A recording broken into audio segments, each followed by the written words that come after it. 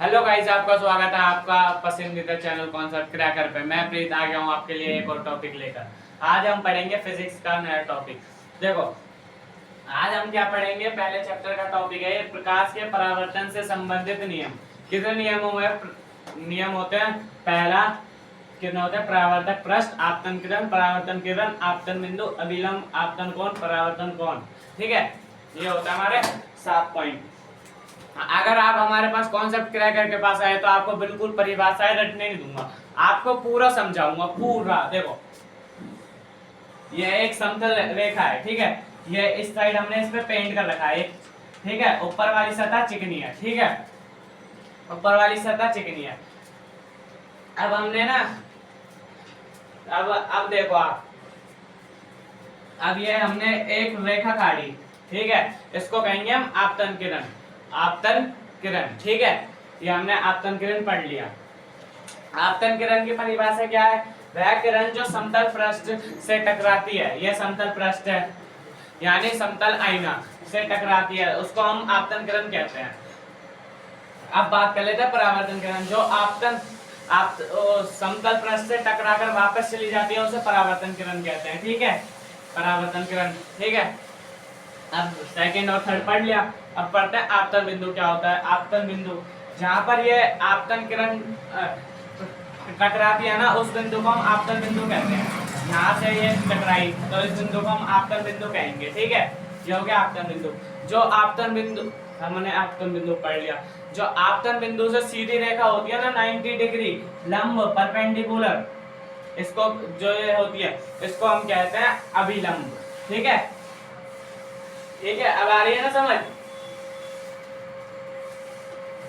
प्रकाश जिस पृष्ठ से टकराकर वापस चला जाता है ना, प्रकाश ऐसे आया, इस गति में वो आया, प्रकाश इस जगह इस पृष्ठ से टकराकर चला गया, इस पृष्ठ से टकराकर परावर्तक हो गया, तो उस परावर्तक पृष्ठ को कहते हैं, ठीक है, उसको कहते हैं परावर्तक पृष्ठ। प्रकाश जिस पृष्ठ से टकराकर वापस चला जाता है उसको हम परावर्तक पृष्ठ कहते हैं, ठीक है। अब बात कर लेते हैं आपतन कोण। आपतन कोण वो होता है जो आपतन किरण और अभिलंब के बीच बनता है, इसको कहते हैं आपतन कोण, ठीक है। आपतन कोण। परावर्तन कोण किसे कहते हैं? जो परावर्तन किरण और अभिलंब के बीच बनता है उसे कहते हैं परावर्तन कोण, ठीक है। इनके नाम लिख लो, चलो लिख देता हूं। इसको कहते हैं समतल पृष्ठ, समतल पृष्ठ, ठीक है। इसको कहेंगे परावर्तन कोण, परावर्तन कोण। इसको कहेंगे हम आपतन कोण, आपतन आपतन कोण। इसको कहेंगे हम आपतन किरण, आपतन किरण। समझने की कोशिश करो, ठीक है। और इसको कहेंगे हम परावर्तन किरण, परावर्तन किरण। इसको जो ये पॉइंट है जहां पर ये आपतन किरण काटती है उसको कहते हैं हम आपतन बिंदु, आपतन बिंदु, आपतन बिंदु। इसको कहेंगे जो 90 डिग्री में खड़ा होता है उसको कहेंगे अभिलंब, अभिलंब। आ रहा है ना समझ? परिभाषाएं रटनी नहीं पड़ी ना, बस समझने की जरूरत है। ढंग से समझोगे तो ढंग से पेपर में लिख पाओगे, ठीक है। बस समझने की कोशिश करो। अब बात कर लेते हैं,